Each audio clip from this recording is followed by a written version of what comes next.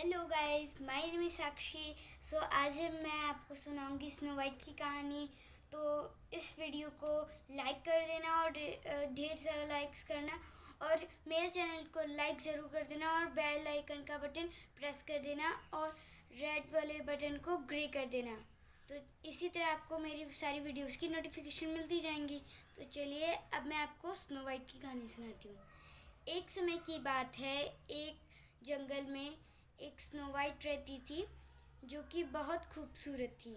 और उसकी सौतेली माँ, उसकी खुद की माँ मर चुकी थी, इसलिए उसके पापा ने दूसरी शादी की थी।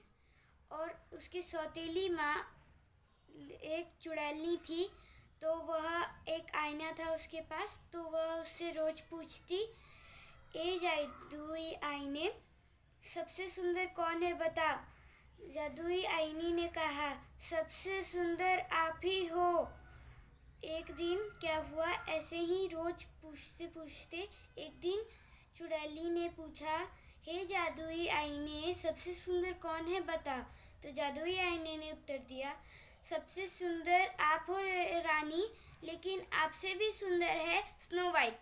ऐसा सुनकर रानी को बहुत गुस्सा आया और वह जादुई आईने को तोड़ दिया उसने। और ऐसे ही स्नो वाइट को उसने घर से बाहर निकाल दिया। और चलते चलते स्नो वाइट एक जंगल में पहुंची। और जंगल में पहुंचते पहुंचते उसे 7 बौने मिले। सातों के 7 बौने ने कहा कि ये तुम्हारा नाम क्या है। तब स्नो वाइट ने कहा, मेरा नाम स्नो वाइट है, मैं एक दूर जंगल में रहती हूँ। दूर एक जंगल में मेरा घर है, वहाँ पे रहती हूँ। तब सातों बौनों ने कहा कि तुम हमारे साथ रहना, और हम तुम्हारी बहुत सारी देखभालें भी पूरी करेंगे और तुम्हारी इच्छाएं भी पूरी करेंगे। तब स्नो वाइट ने कहा कि मैं आप लोग के लिए खाना बनाऊंगी और बाकी का अन्य काम घर का करूंगी। एक दिन ऐसे ही चुड़ैल माँ को उसकी पता चला, तो वह उन 7 बनों के घर पे गई और फिर उसने कहा कि स्नो वाइट घर के अंदर थी और घर का काम कर रही थी। तो वह चुड़ैल का वेश बदल के आई और सेब बेचने आई। तो उसने कहा कि हे जादुई परी सॉरी उसने कहा, स्नो वाइट देखो, यह कितना अच्छा और सुंदर जादुई सेब है, इसको खाते ही तुम्हारी सारी दुख दर्द दूर हो जाएंगे। तो ऐसा कहते ही स्नो वाइट के मन में लालच आ गया और उसने दरवाज़ा खोल के वह सेब खरीदा नहीं, बल्कि ऐसे ही खा लिया। और वह चुड़ैलनी गायब हो गई। ऐसे ही 7 बौने घर में आए, तभी उन्होंने देखा कि स्नो वाइट घर में नहीं थी। सातों बौनों ने स्नो वाइट को पूरे घर में ढूंढा और स्नो वाइट पूरे घर में नहीं मिली। ऐसा ही चलता रहा कुछ दिनों तक। बस वह सुबह तक रहती और रात के समय में वह गायब हो जाती। तो ऐसा ही चलता रहा और उसकी चुड़ैल माँ को पता चला कि वह तो एक सुंदर राज्य में रहने लगी है, इसलिए वह सुबह के समय सातों बौनों के घर में रहती है और रात के समय में वह एक सुंदर राज्य में चली जाती है। तो ऐसे ही पूरे साल चलता रहा। और एक दिन बौने उसी राज्य में चले गए जिस राज्य में स्नो वाइट रहने लगी थी आधी रात को। और स्नो वाइट ने उन सातों बौनों को देखते ही वह छुपने लगी।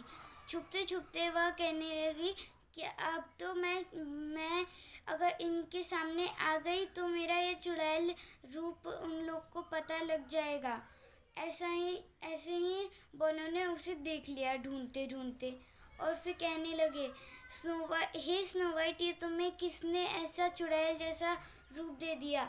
और स्नो वाइट कहने लगी, जब आप लोग फल तोड़ने गए थे उस समय एक चुड़ैलनी आई थी और मुझे वह एक जादुई सेब दे के गई, जो कि मैंने उसे भोजन के समय ग्रहण कर लिया।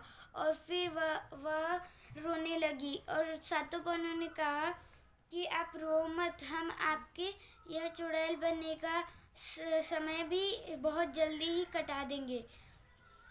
और फिर एक दिन वह अच्छी परी वहाँ पे रहती थी, तो वह स्नो वाइट के पास आई और कहने लगी कि आपको क्या हुआ है। और स्नो वाइट ने कहा कि आप कौन हो। अच्छी परी ने कहा कि मैं एक अच्छी परी हूँ और मैं आपकी हर एक सहायता पूरी करूँगी। और स्नो वाइट ने कहा, अच्छा तो आप क्या मेरा ये चुड़ैल वश रूप क्या ख़त्म कर सकती हैं? तब अच्छी परी ने कहा, हाँ मैं आपका यह चुड़ैल रूप ख़त्म कर सकती हूँ। तभी उसने एक मंत्र पढ़ा, आब्राकाडाब्रा। ऐसा कहते ही वह स्नो वाइट अपने असली रूप में आ गई और वो चुड़ैल अच्छी परी के पास गई और अच्छी परी ने कहा कि तुम कौन हो? तभी चुड़ैल ने कहा, मैं चुड़ैल हूँ।